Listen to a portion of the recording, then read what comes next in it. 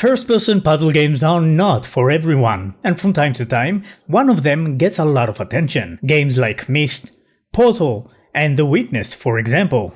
Hey, I'm Matt and welcome into another game review. In July 2023, a new game came out and joined the competition. This game is none other than Viewfinder. So I played it and made a list of 10 takeaways of the good and the bad things in the game. I hope that by the end of this video you'll be able to decide whether this game is for you or not. And let me know about it in the comments because I'm curious. We will start with the 5 good things. Number 1. The idea. The main character of the game is inside a very advanced simulator. A simulator that was built for the sake of researching a new technology that will help the climate change in the world. Although this is a very basic explanation to the story, it's a bit more complicated than that. Inside this simulator you will have to move from one gate to another one and so on. But the world is messy and you don't have a clear path. And sometimes the gates have no power and you'll have to charge them. In this case you'll have pictures that you can find, or later in the game you'll also be able to take them with a camera. With these pictures you'll be able to change the environment. Now how does it work? Here's an example. In order to charge some of the gates you'll need a battery. But you don't always have a battery in your area. If you look around you'll find a picture where there is one. So all you need to do is to aim the picture in any direction, and then the word that's in the picture will come to life. Then you'll be able to take the battery and put it on a pad to charge the gate. There are many different things that you can do with these pictures and cameras, and there are more things to explore as well. So yeah, I found the idea of the game to be very interesting and unique. Number 2. Challenging. One of the main tropes of a puzzle game is to be challenging. And this one does a good job at that. Changing the environment with picture is the easy part. Even though you sometimes need to rotate the picture or use the correct one, it's the other stuff that makes it more challenging. There are 2 types of cameras. A fixed camera, which is pinned to the ground and only aimed towards one direction. Not the musical band. And a portable one, which is self-explanatory. This camera is in your hand and you can take pictures of whatever you like. Those cameras usually have a limited number of times where you can take a picture, so you need to use them wisely. Sometimes you'll even have to change the landscape in front of the fixed camera in order to take a new picture. And sometimes you'll need to time the picture correctly for you to use them later. There are also environmental objects that are not visible in the pictures, such as walls and batteries. In these cases you'll have to find a clever way to pass through these obstacles. There are also some colored gates which you'll have to pass in order to get to your goal. You can only pass through these gates if you are currently in this world by the same theme of color. For you to make the world by the same theme of color, you'll need to go through another gate that provides this ability. When you combine all of these together, you'll have a very big challenge. Number 3. Rewind time. I remember playing Prince of Persia: The Sands of Time when I was younger, and the ability to rewind time was a mind-blowing concept for me, and I still think like that today. It is a very important mechanic in Viewfinder, because, and you can take my word for it, you're going to need it quite often. It's easy to make mistakes such as destroying important objects while using the pictures, using the wrong pictures, or just falling off the platform. So it's a very good thing that you are able to go back and fix what you did, instead of restarting the whole level. I guess that using checkpoint could also be a good solution, but it's not as fun. You can rewind the time by holding the rewind button, or by pressing that button twice. If you press the button twice, it will fast rewind to the last time you did something meaningful, such as used the picture or went through a colored gate, for example. I used it so many times, especially in the optional levels, which are much more challenging than the main game.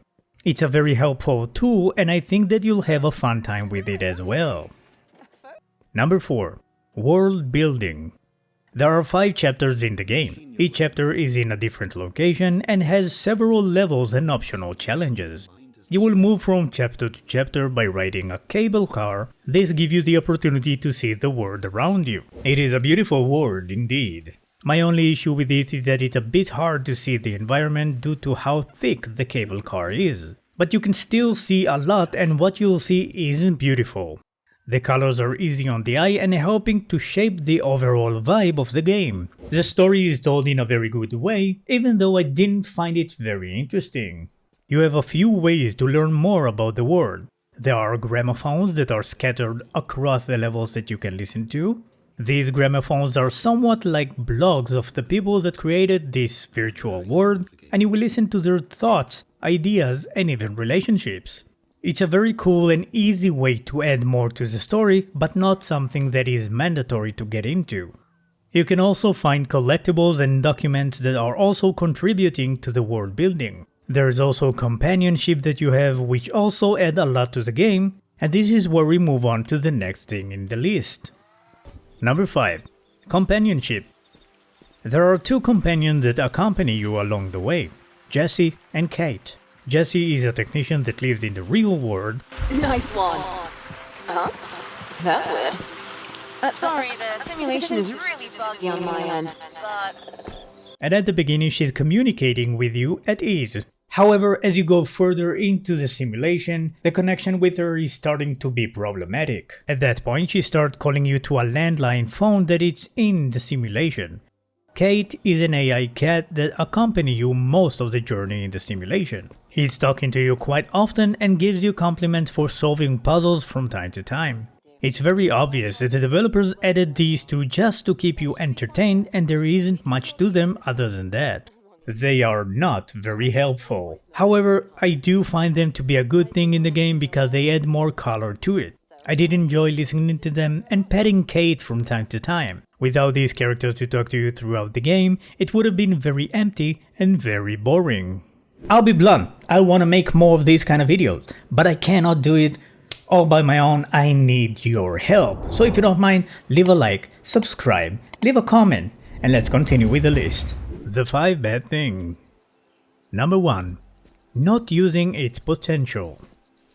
The game is challenging, but not to its full capability. There are a lot of puzzle mechanics that you are using during the gameplay, but some of them are used very little. For example, I mentioned earlier in this video that there are batteries that you can use to charge a portal, and there are gates with different colors that you can go through and change the visuals of the world. There are very few levels that combine these two challenges together, and not enough in my opinion, so they could have made more levels with these kind of settings. But not just that, there are even more options that are already in the game and they could have added to these puzzles.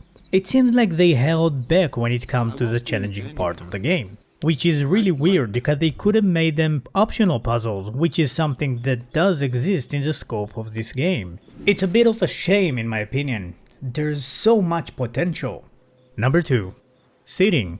This will be a short one. I can only find one reason to be able to sit in this game, and it's a very minor one. Sometimes when you sit, you will have the general direction of the solution in front of you, and that's it. Other than that, sitting in the game is meaningless and you also have a very limited field of view. Number 3. Hints. With this one, I'm not 100% sure, but I tried to look things up and I couldn't find any indication that this game has a hint system. The only thing that I found is that when you pause the game, you can see the levels that you are in. And with that, you can look online for the solution. What I did find is that from time to time, if you are struggling to complete a level, there is a message that tells you that you can find hints in the menu.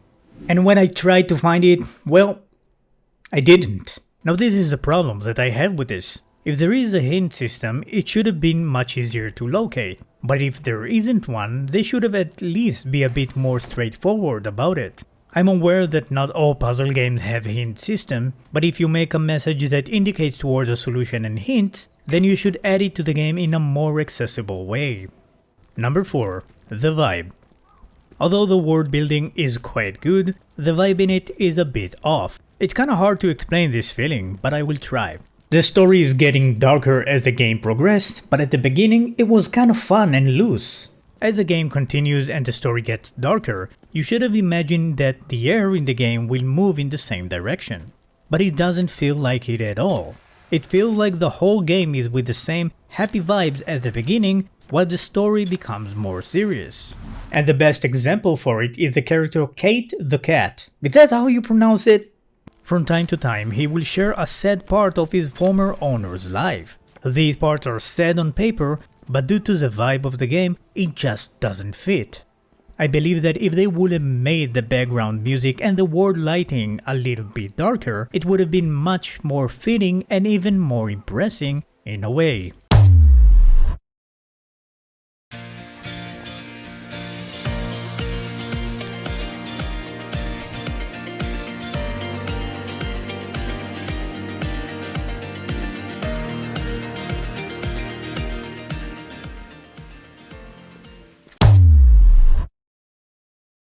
Number 5. Conversations. There are 3 types of conversation. The one that you listen from the gramophone, the ones when Kate is talking to you, and the ones where Jesse is talking to you. The problem is that you can easily play all 3 of them at one I time. must admit, Should I'm be surprised you smooth made it this sailing from far. here. It's been a Hopefully. while since someone's wandered.